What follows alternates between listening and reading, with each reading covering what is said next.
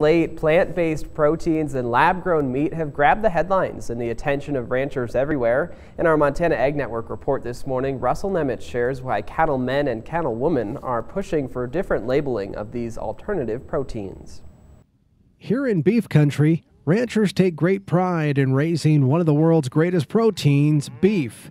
And for ranchers like Maggie Nutter, a board member of the U.S. Cattlemen's Association from Sweetgrass, Montana, meat is meat and beef is bovine. The U.S. Cattlemen's policy is that meat or beef is defined as coming from a live animal harvested in the traditional manner.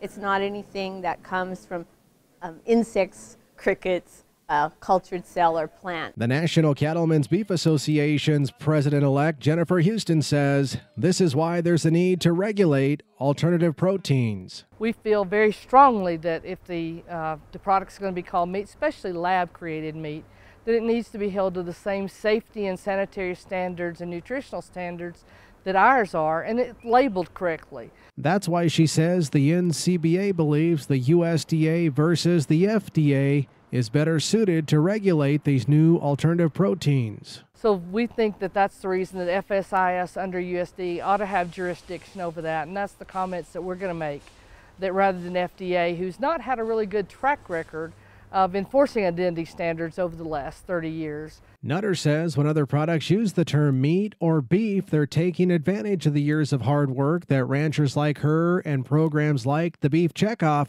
have put in building beef's good reputation. What it will do is affect our bottom line. And when you start to think about another product coming in and taking a part of your business, it's serious. It's serious business, and especially when they clearly state their goal is to eliminate animal agriculture. That's their goal.